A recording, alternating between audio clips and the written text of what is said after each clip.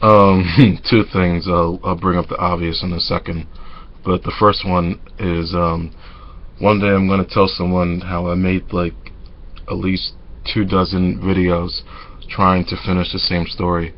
Um, I'll get to that. I'll get back to that in a minute. But I was making my last video. I was starting to make my last video, and uh, I mentioned in the first video I made in my room here, at least today, that with the sun being out, I'll just say there are some lighting issues I have to resolve. So now that that's resolved, I'm gonna finish the story finally. So yeah,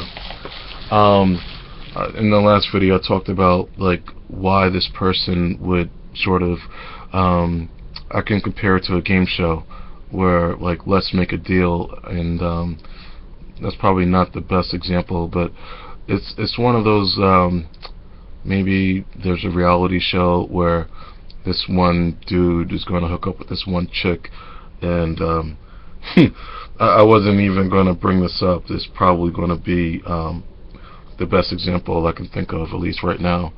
I was listening to this, what's the dude's name? The guy's name is Adam Buckley, and he has this YouTube series called The Dose of Buckley, and he mentions The Onion as one of the subscriptions that, one of the things he subscribes to on YouTube and watches, and as well as epic rap battles of history and movie trailers. So yeah, I'm familiar with The Onion, and it has a couple of funny stories. I listened to the podcast briefly, and then I was trying to look at the one video, The Onion, that had the most like views, and I totally didn't like expect to go into this big sort of explanation. So the most viewed video on The Onion was like this sort of stage reality series, and you got a few different people, and I guess the easiest way to compare this to what I was trying to say is like these like 5 or 6 characters. They're there to hook up with each other, and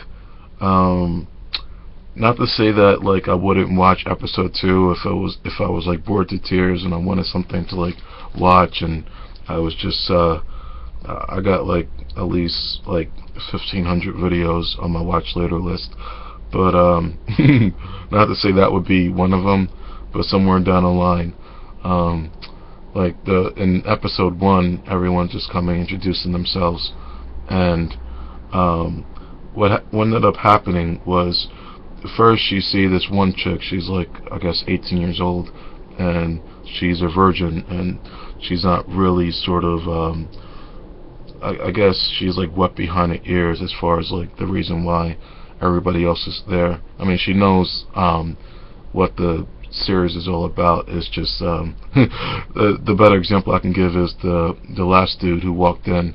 He knows exactly like what this series is supposed to be about, TV or web series, or fake TV series.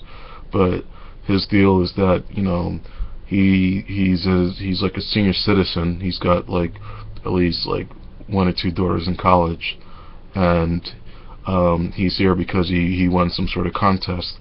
So at the end of the video, not that it was predictable, but the 2 people who you didn't see hooking up, as opposed to everyone else in that video who came there for like they got one reason only. And with that said, there is this one gay black dude, and his deal was that he sort of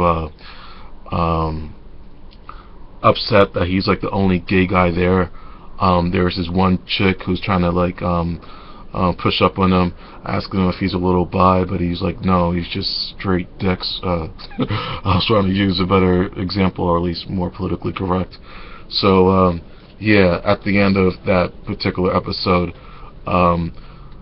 I guess the dude, the senior citizen, and the 18-year-old, like, they start dancing, and next thing you know, the episode ends when they're both in the bone room, and they're showing scenes from the next episode. And that bone room was a reference to Spike Lee joint School Days. So yeah, sometimes like maybe like if like you were in that situation, you can clearly see it going the other way, even if it didn't work out, and you'd have to sort of like take your I just actually whenever I can, okay, yeah, I remember exactly what I was thinking about. I was watching Family Feud, and Steve Harvey, he was talking with this dude. He was in a wheelchair, and you could tell he's like, got like a voice for like, motivational speaking, things of that sort. But he sort of, I guess, if you hear him, you know that he may have grew up feeling left out, and now he's sort of like the same lessons he learned, like he could take it and sort of I'll be honest, like someone in my in my shoes, sort of like give me a reason to like be motivated because of what he was able to like accomplish despite setbacks. So Steve Harvey started talking with this dude, and he was like full of character, and so he casually started asking more questions. And the one question, I don't know if he ended it with this question, but he asked him the same question the dude Alex asked me. This dude, he's I guess extended family, so he's asked him, so what kind of girls are you into? He says his response to something along the lines of, I know I'm going to butcher this, but you'll see where I'm getting at. I'm into. He says something along the lines of like, I'll take whatever I can get, as far as not being like, like picky or like, you know, beggars can't be choosers. I guess that was the bottom line of how I interpreted it.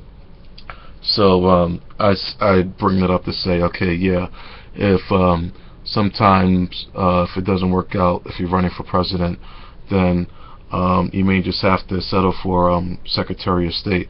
And I'm not trying to call Aida Secretary of State, but I would have definitely sort of went after my first choice. So so yeah, you know what, fuck it, I'll just sort of, on second thought, I'll play it safe. I'll pick this up in a second.